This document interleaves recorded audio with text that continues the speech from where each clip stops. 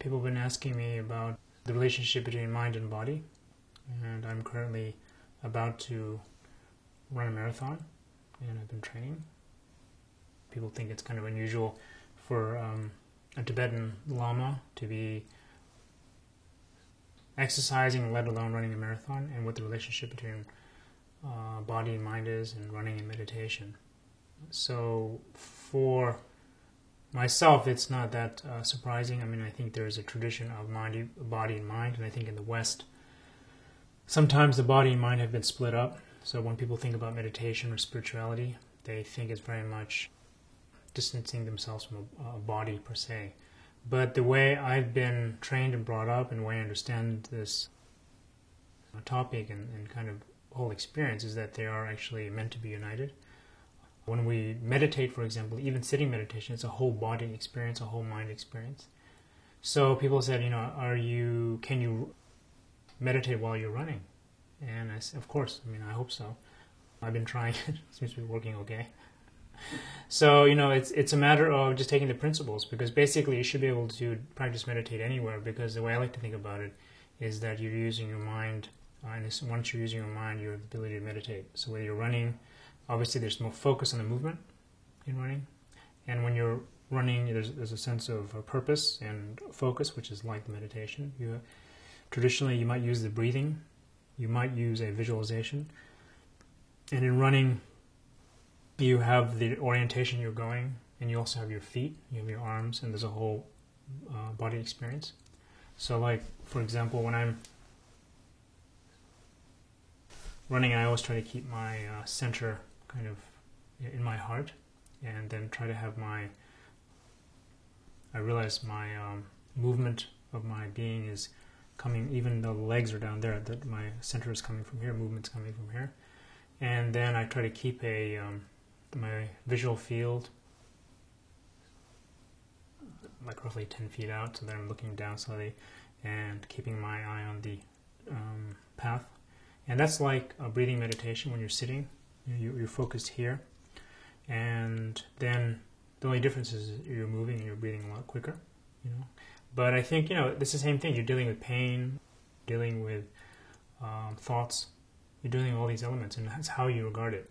So some people prefer maybe to use running as a way to kind of think about things and escape.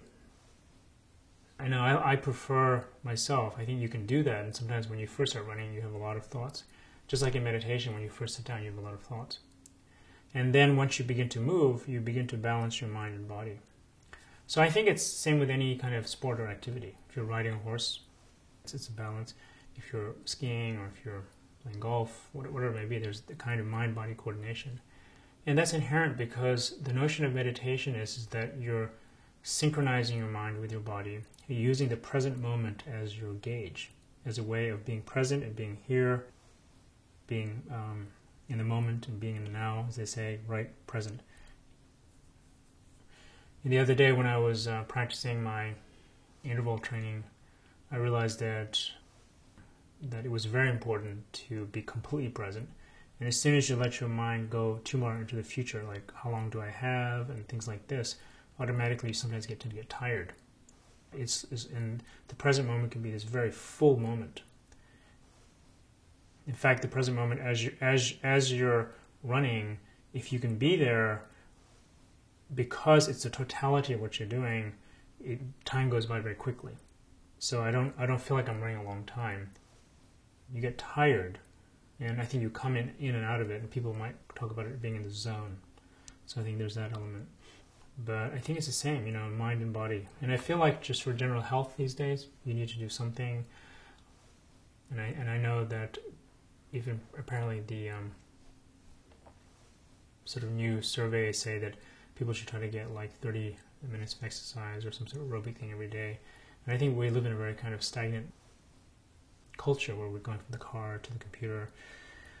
There's just a lot of sedentariness. And one of the things that meditation has really shown me is that breathing is really important. We're meant to breathe as human beings. Running obviously exemplifies that to one extreme, but whatever it is, we can breathe and move. And the more we breathe, the more we feel alive, the more the mind feels inspired, the more it can engage. So it doesn't surprise me that people go to work go to the gym, go do something, because they're missing that element.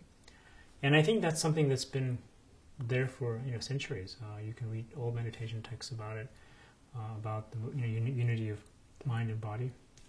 It's called Xinzhong, and Xinzhong means processing or training or developing.